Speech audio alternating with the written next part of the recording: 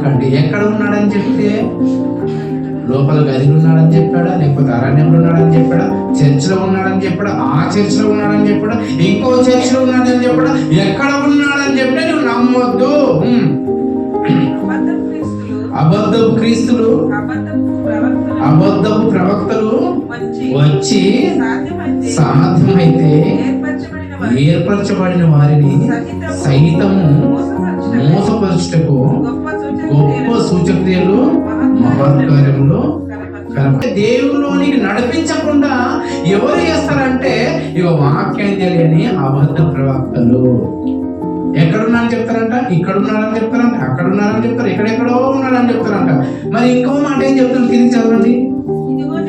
ఇదిగో నేను ముందుగా చెప్పుచున్నాను కాబట్టి ఎవరైనాను ఇదిగో అరణ్యంలో ఉన్నాడని మీతో చెప్పినాను, మీరు వెళ్ళకు. మేము వెళ్తాం అంతే.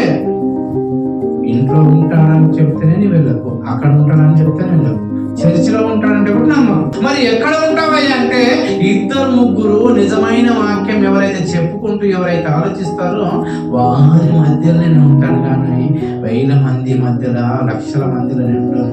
ఇద్దరు ముగ్గురు ఎవరైతే విశ్వాసంతో కూర్చొని వాళ్ళ జీవితాలను, వాళ్ళ కుటుంబాలను, వాళ్ళ పరిస్థితులను సరి చేసుకుంటూ దేవుని కోసం బ్రతకాలనుకున్న వారి మధ్యలోనే ఉంటాను, కానీ అందరి మధ్యలో నేను ఉంటాను.